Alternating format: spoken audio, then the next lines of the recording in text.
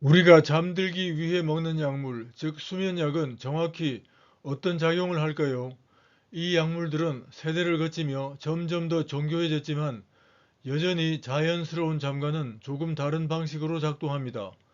이번 파말로그 에피소드에서는 바르비투르산 유도체에서 오렉신 차단제까지 이어지는 수면제의 발전 과정과 그 이면의 경고까지 함께 살펴보겠습니다. 불면증이란 어떻게 규정될까요? 불면증은 단순히 잠을 못 자는 증상이 아닙니다. 잠들기 어렵거나 자주 깨거나 혹은 너무 일찍 깬 뒤 다시 잠들지 못하는 상태가 주 3회 이상, 3개월 이상 지속되면 만성 불면증으로 진단되죠. 이것은 단순한 수면 부족이 아니라 삶의 질 전체에 영향을 주는 신경생리학적 문제입니다. 그러면 수면의 구조부터 살펴봅시다. 잠은 단순히 눈을 감는 것이 아닙니다. 얕은 잠, 깊은 잠, 그리고 꿈을 꾸는 잠이 리듬처럼 이어지며 밤새 반복됩니다. 그러다가 아침이 오면 잠에서 깨어나게 되죠. 이것이 바로 수면과 각성의 기본 구조입니다. 그런데 이 구조가 저절로 만들어지는 것은 아닙니다. 뇌 속의 정교한 신호들이 언제 잘지, 언제 깰지, 그리고 얼마나 깨어 있을지를 맞추어 주는 것이죠. 이 과정을 조율하는 것이 수면 각성 회로, 즉 수면 회로입니다. 수면 회로에는 뇌를 진정시켜 잠들게 하는 수면 신호, 예를 들어서 갸바가 있습니다. 또 반대로 깨어 있도록 유지하는 각성 신호, 대표적으로 오렉신이 있죠. 이러한 신호들이 서로 밀고 당기며 균형을 이루다가 수면과 각성을 결정합니다. 수면제는 바로 이 수면 회로의 특정 부분을 조작해서 인위적으로 잠을 불러오게 하는 약물입니다. 지금까지 개발된 수면제는 크게 네 가지 세대로 나눌 수 있습니다. 1세대는 바르비투르산 유도체 약물로 강력했지만 너무 위험했습니다. 2세대는 벤조디아제핀계 약물로 안전성이 개선됐지만 의존성과 기억 문제를 남겼습니다. 3세대는 졸피뎀 같은 지드럭 계열 약물로 입면, 즉 잠드는 과정에는 특화됐지만 예상치 못한 부작용이 보고되었습니다.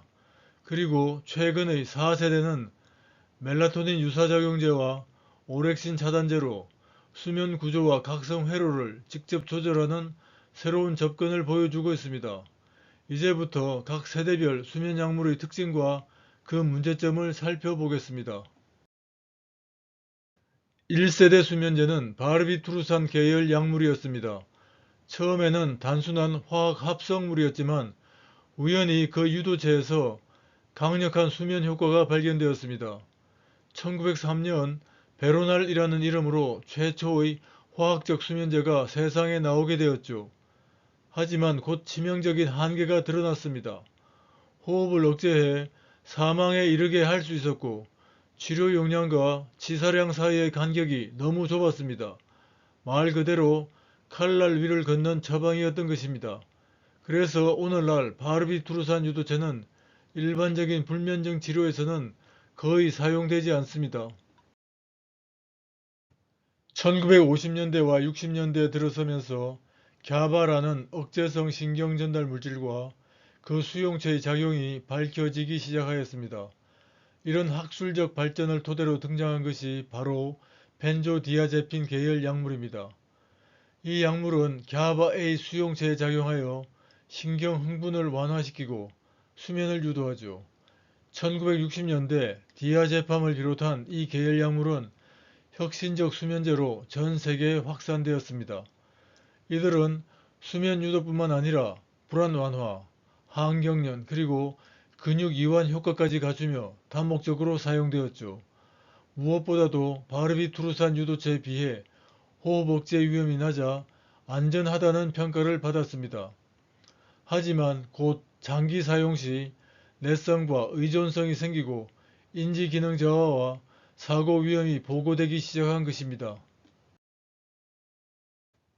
그래서 1990년대에 새로운 대안으로 등장한 것이 바로 G드럭, 즉 졸피뎀과 조피클론 같은 약물입니다.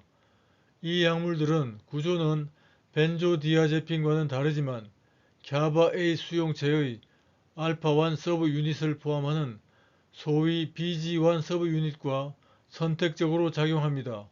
이 특이한 선택성 때문에 이 약물들이 입면, 즉 잠드는 과정에 특화되어 있다는 겁니다.